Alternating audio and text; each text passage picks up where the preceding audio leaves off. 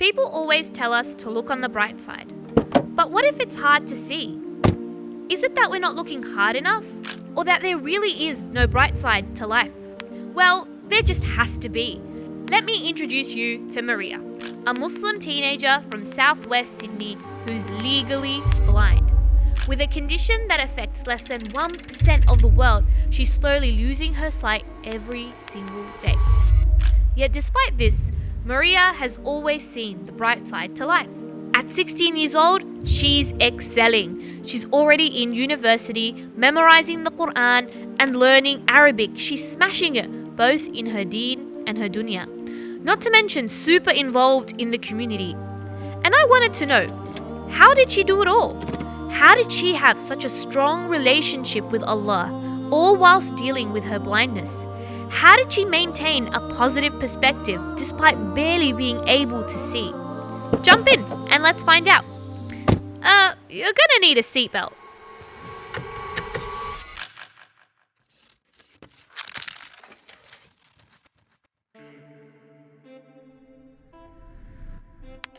I was eager to know the hidden secrets of Maria's story and what helped her see a future beyond her diagnosis. Because I'm sure there was more to Maria than what people saw at first glance. And I wanted to find out.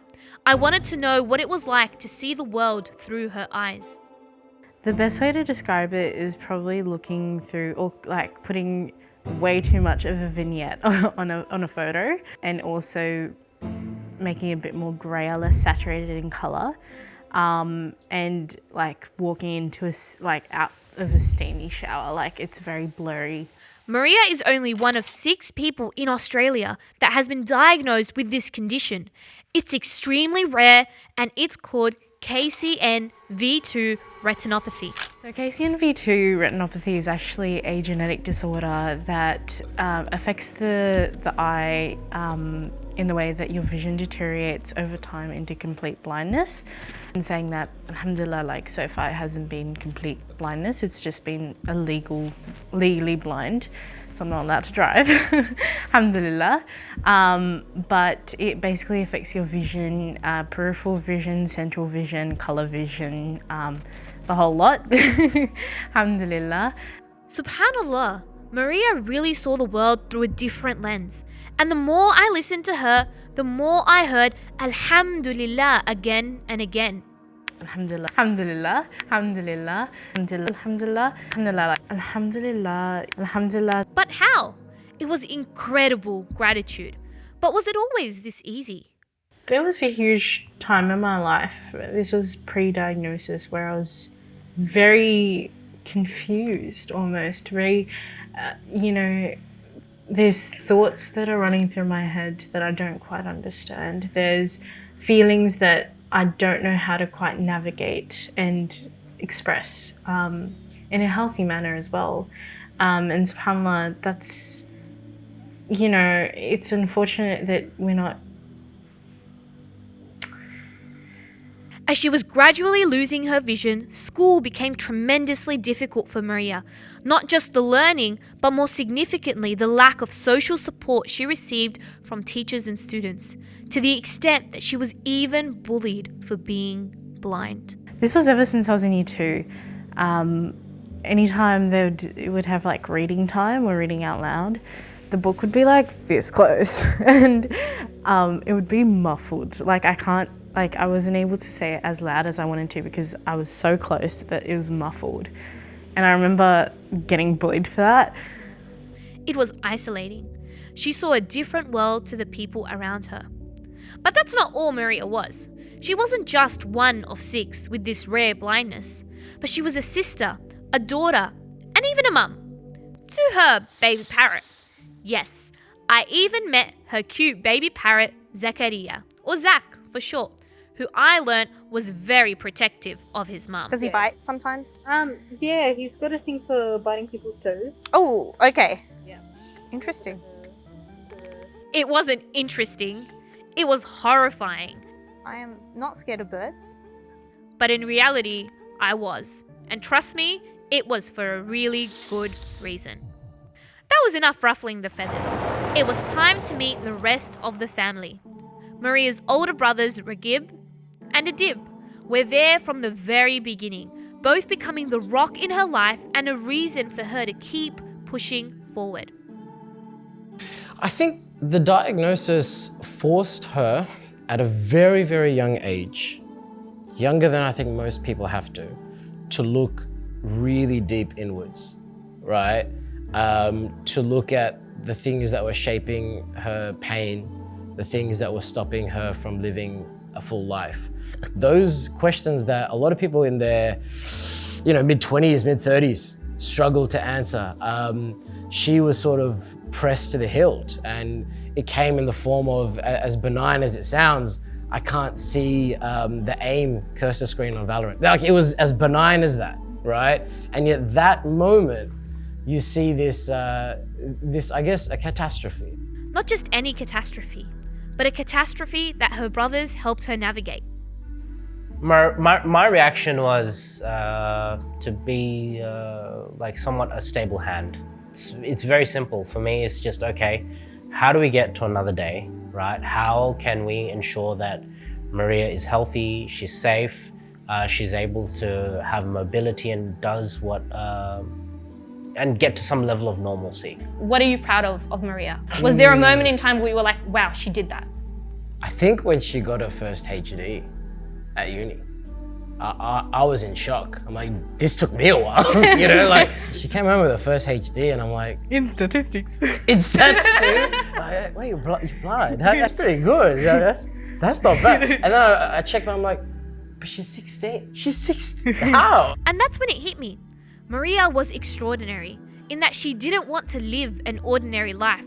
She had a special way of accepting the life she was leading and excelling with the abilities she already had. Maria made the most of the gifts she had, her optimism, her intellect, and her biggest gift of all, dua.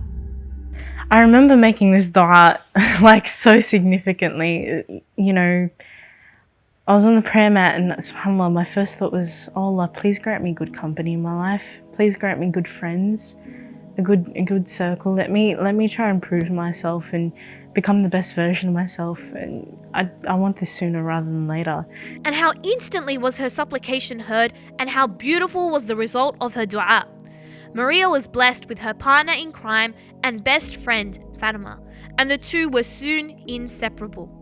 The bond that I have with Maria kind of transcends all the other bonds that I have with my other sisters in a way that I can't really describe. Like, she's been there for me at my lowest points, and I think I've kind of been there for her at her lowest points as well, and we've seen each other at our bests and worsts.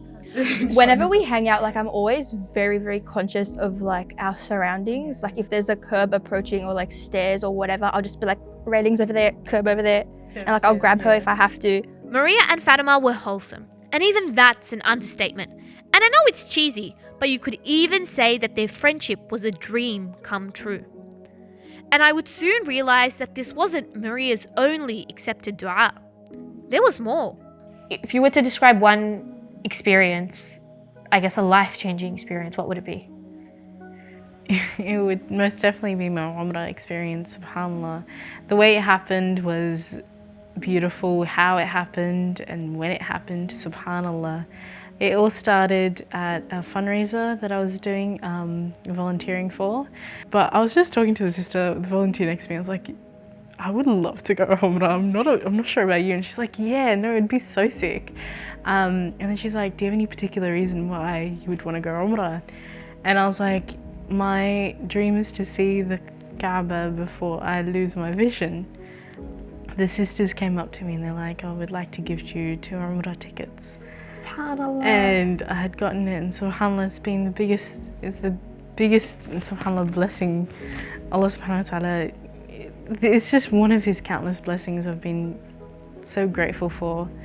And there it was again, Allah subhanahu wa ta'ala granting Maria exactly what she had hoped for, to see his house before she could no longer see.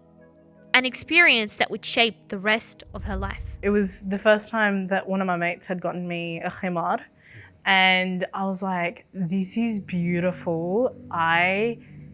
This feels right. And I've been thinking about it ever since Umrah. I was like, okay, this is an intention of mine. I don't know how feasible it is, but this is definitely something I'm looking forward to. And I remember talking to Ragib and Adib being like, hey, I don't know how mum would react, but I think I want to. And alhamdulillah, they've both been incredibly supportive. What was your reaction when she wanted to wear the niqab? Well, I was glad she wasn't going the other way. Your typical older brother. And that's when I realized that all her 3 du'as were accepted. A du'a for a good friend, a du'a to see the Kaaba, and to one day wear the niqab. I realize now that Maria's story was so much deeper than what I had first imagined. But I had one last question that I needed to ask before I ended my chapter with Maria. I don't know, do you ever get scared or like about the fact that you maybe won't be able to see all of this in the near future?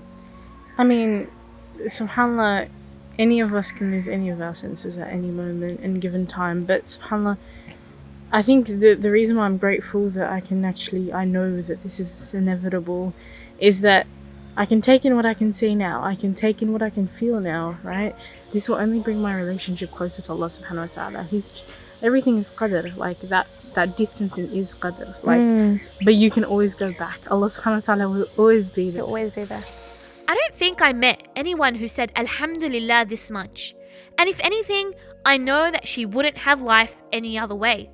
Because Maria had a chance that not all of us have. A chance to show the world how extraordinary it can be to live life beyond the ordinary and to live life on the bright side.